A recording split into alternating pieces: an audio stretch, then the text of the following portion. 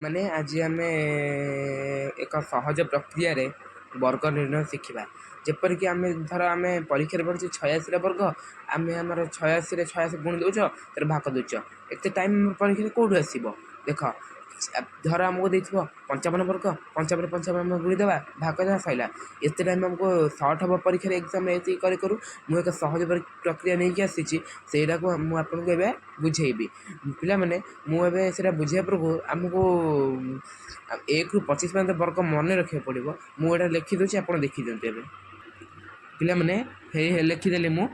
1ର ବର୍ଗ ହେଉଛି 1, 2ର ବର୍ଗ 4, 3ର ବର୍ଗ 9, 4ର ବର୍ଗ 16, 5ର ବର୍ଗ 25, 6ର ବର୍ଗ 36, 7ର ବର୍ଗ 49, 8ର ବର୍ଗ 64, 9ର ବର୍ଗ 81, 10ର ବର୍ଗ 100, 11ର ବର୍ଗ 121, 12ର ବର୍ଗ 144, 13ର ବର୍ଗ 169, 14ର ବର୍ଗ 196, 15ର ବର୍ଗ 225, 16ର ବର୍ଗ 256, 17ର ବର୍ଗ 299, ତାପରେ 18ର ବର୍ଗ ହେଉଛି 324, 19ର ବର୍ଗ 361, 20ର ବର୍ଗ 400, ତାପରେ ଏଠି 21ର ବର୍ଗ 441, 22ର ବର୍ଗ 484, 23ର ବର୍ଗ 529, 24ର ବର୍ଗ ହେଉଛି 576, 25ର ବର୍ଗ ହେଉଛି 625। ଦେଖନ୍ତୁ ପିଲାମାନେ, ଏତିକି ଆପଣ ମନେ ରଖିବେ 25 ବର୍ଗ। ମୁଁ ଏବେ ଆପଣ କୁହନ୍ତୁ କେଉଁ ନମ୍ବର କହିବି। ଆପଣ କମେଣ୍ଟ ସେକ୍ସନ୍ରେ କହିବେ, ମୁଁ ସେଇ ନମ୍ବର ଆପଣଙ୍କୁ କରିକି ଦେଖେଇବି। କିନ୍ତୁ ମୁଁ ଏବେ ମନରେ ଗୋଟେ ସଂଖ୍ୟା ନେଉଛି। ଧର ଦେଖନ୍ତୁ ପିଲାମାନେ, ଆମେ ଧର ନେଲେ 55ର ସ୍କୋୟାର। 55ର ସ୍କୋୟାର ଆମେ କେମିତି ଭାଗ କରିବା? ଦେଖ, ଆମେ ଯେତେବେଳେ 55ର ସ୍କୋୟାର ଭାଗ କଲେ, ଆମେ ପରୀକ୍ଷାରେ 55 ଇଣ୍ଟୁ 55 ଏଠି ଗୁଣି ଦେଉଥିଲେ। 5 5 ହେଲା 25, 5 ରଖିଲେ ହେଲା 2, ତାପରେ 5 5 ହେଲା 25, 25 2 ହେଲା 27, ତାପରେ ଏତିକି ହେଇଗଲା। 5 5 25, 2ରେ 5, 5 ହେଲା 2, ପୁଣି 5 5 25 2 27। ଏଇଭଳିଆ କରିକି ଆମର ଏଭଳିଆ କିଛି କରିଦେଉଥିଲେ। ଏଠି ହେଲା କେତେ? 5, 7 5 ହେଲା କେତେ? 12, 2, ତାପରେ ଏଠି ହେଲା 1, 7 2 9 10, 0 ହେଲା 3, 325 ଆମର ହେଉଥିଲା। ଏବେ ଦେଖନ୍ତୁ ପିଲାମାନେ, ଆମେ ସହଜ ପ୍ରକ୍ରିୟା କେମିତି କରିବେ? ଏଇଟା ଆନ୍ସର୍ ବାହାରିବ, କିନ୍ତୁ ଏଇଟା ବହୁତ ସମୟ ନେଉଛି। ଦେଖନ୍ତୁ, 55 ବର୍ଗ ଆମେ ଭାଗ କରିବାକୁ ହେଲେ, ଏଠି ଯେଉଁ 5ର ବର୍ଗ ଅଛି, 5 ବର୍ଗ କେତେ? 25। ଆମେ ଏଠି 25 ଲେଖିଦେଲେ, 25 ଲେଖିଦେଲେ। ପୁଣି 5ର ବର୍ଗ ହେଉଛି 25, ଏଠି ଆମେ 25 ଲେଖିଦେଲେ ପୁଣି ଥରେ, ହେଲା। ତାପରେ ଏଠି ଆମେ ଯେତେବେଳେ ଏତିକି ଲେଖି ସାରିଲା ପରେ, ତାପରେ 5 ଦୁଇଟା ଅଛି, 5 5 ଗୁଣି ଦେବା। 5 5 25, 25 ଦୁନେ କେତେ? 50, 50ରେ ଆଉ ଗୋଟେ 0 ଦେବା। ଦେଖ ପିଲାମାନେ, ଆପଣଙ୍କ ମୁଣ୍ଡରେ ପଶିଯିବ, ଆମେ 50 ତ ଏଠି ଗୁଣି ଦେଲେ ବାହାରିଲା, 0 କାହିଁ ଏଠି ଦେବା?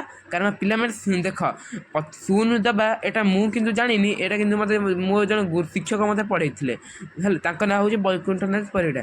ଦେଖ, ଏଠି 0 ଦିଆହେବ, ଏଇଟା ସୂତ୍ରରେ ବୋଧେ ଥାଇପାରେ। ଦେଖ, 0 ଦେଇଦେଲେ, ଆମେ ଏଠି 1 ଦେଲେ।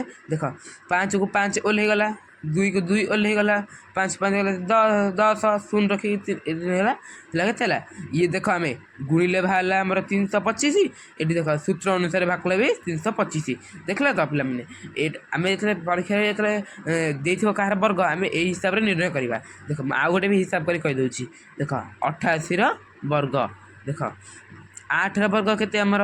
28ଟା 64, ତାପରେ 8ର ବର୍ଗ 64, 8ର ବର୍ଗ 64 64 ହେଇଗଲା, 28ଟା 64, 64 ଦୁନେ କେତେ ହେଲା? 128, 128 ଲେଖିଦେବା, ଗୋଟେ 0 ଦେଇଦେବା, ହେଲା। ଏଠି କହିଦେଇଛି କାହିଁ 0 ଏଠି ଦିଆହେବ, କାରଣ ମୁଁ ଜାଣିନି, ଏଇଟା ମୋ ଗୁରୁଜୀ ପଢ଼େଇଥିଲେ। ଦେଖ, ଏବେ ତାପରେ ମିଶି ଦେବା ଆମେ। 4 4 ଓହ୍ଲେଇଗଲା, 8 6 ହେଲା 14, 4 ରଖିନେଲା ଏଠି 1 ହେଲା କେତେ? 5 5 2 7, 6 1 7, 7 7 4 4, 7744। ଏବେ ଦେଖ, ଆମେ 88ରେ ଗୁଣି ଦେଖିଦେବା। 88 88, 8ଟା 6 4 64, 6 4 4 ରଖିଲା 6, ତାପରେ 8ଟା 64, 64 6 ହେଲା 70, ତାପରେ କେତେ? 8ଟା 64, 6 4 4 ରଖିଲା 6, 8ଟା 64 70, ତାପରେ ହେଲେ ଦେଖ 4 4 7 7। ଦେଖିଲା ତ ପିଲାମାନେ, ଏଇ ଆନ୍ସର୍ଟା ଯାହା ବାହାରିଲା, ଏଇ ଆନ୍ସର୍ ସେୟା ବାହାରିଲା ତ ପିଲାମାନେ। ମୁଁ ଏତିକି କହୁଛି। ଆଉ ଯଦି ଆପଣ ଯେଉଁ କହିବେ, ଧର ମୋର ଏଇଥିରେ ଏଇ ସୂତ୍ର ପକାଇ କରିନି, ଏଇଟା ବାହାରିଲାନି, କିନ୍ତୁ ଏଇଟା 3 ଟିକିଆ ପାଇଁ ନୁହଁ, 2 ଟିକିଆ ପାଇଁ ଯେଉଁ ବର୍ଗ ଦେଇଥିବ, ସେଇ 2 ଟିକିଆ ପାଇଁ ହିଁ ଲାଗୁ ହେବ। ପିଲାମାନେ, ଯଦି ଏଇ ଭିଡ଼ିଓଟା ଭଲ ଲାଗିଥିବ, ତାହେଲେ ଏଇ ଭିଡ଼ିଓ ସବସ୍କ୍ରାଇବ୍ କରିଦେବ। ଧନ୍ୟବାଦ।